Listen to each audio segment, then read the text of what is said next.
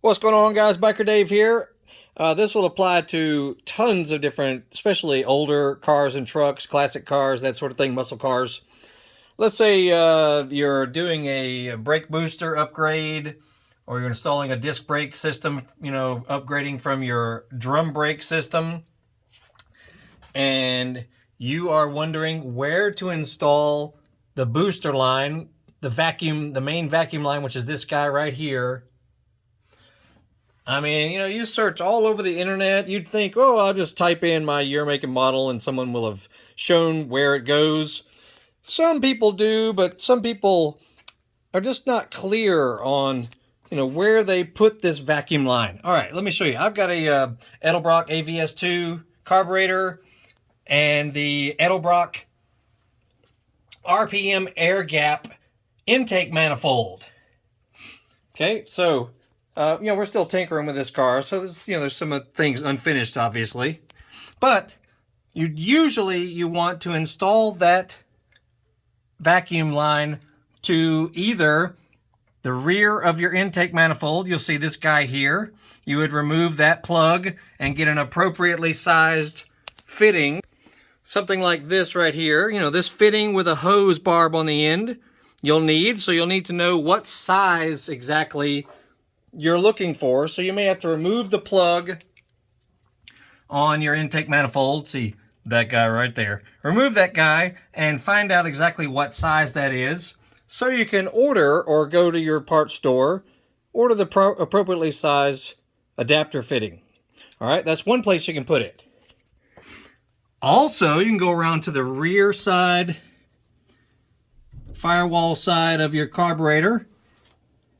Let's see if I can get a little light going on here. See this plug right here? That's another location you can put a vacuum line. So remove that plug, confirm what size it is, because it may depend on your year, make, and model of carburetor and that sort of thing. And you can put a fitting, a hose fitting right there as well. Okay. Some people put it on the front of the carburetor, like this guy right here.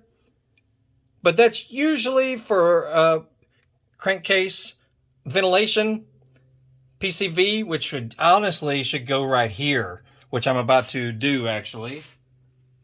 I just don't have the PCV valve to put there. So PCV valve would usually go somewhere on your valve cover area, and it would come out of there and attach, to a fitting that's there. So, but I think this car can function if I use the brake booster vacuum right there.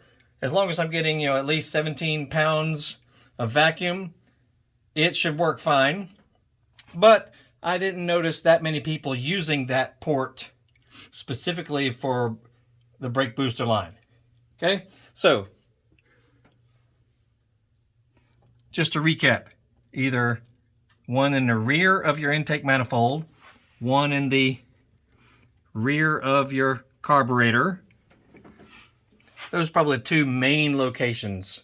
Especially, and now you may have a Quadrajet carb, a Carter carb or Holly carb, that sort of thing. So, you may have to poke around a little bit for it, but you're basically looking for fittings or plugs that aren't being used on either your intake manifold or your carburetor. And that's that.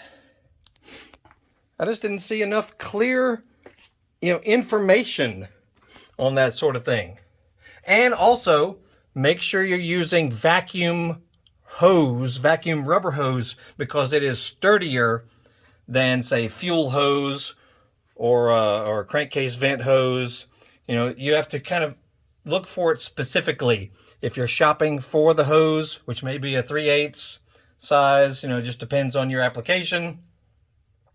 But make sure you find something that is sturdy, because the vacuum can be so strong that it will sandwich the hose shut if you got the wrong type of hose installed.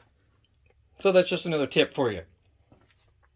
Anywho, we're tinkering with it, trying to improve things on this car.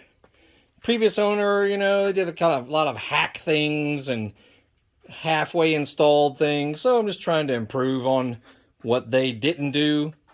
And I've never owned one of these specific models before, so I'm trying to, learn along the way, and that's not easy when you're starting from scratch, basically, on a particular car. Anyway, that's it. So check out other videos. We got all kinds of cool stuff about classic cars, new cars, old cars, trucks, dirt bikes, Harley Davidsons, working around the house, just all kinds of helpful videos, hopefully helpful. And if you have tips, for this sort of thing, feel free to post on it. Oh, and one other thing, you got other remaining vacuums that are smaller. Like this goes to the distributor. This one is capped off because it's not used, but people do use it for doing tuning when they install a vacuum gauge, a mechanic's gauge. That's where they put it, on that little capped end right there. Okay, that's that. You'll have a great day. Look for the thumbnail pop-ups right at the end, and look in the description of this video for all kinds of links that may send you in other areas you might appreciate or like. So you'll have a good one. We'll see you.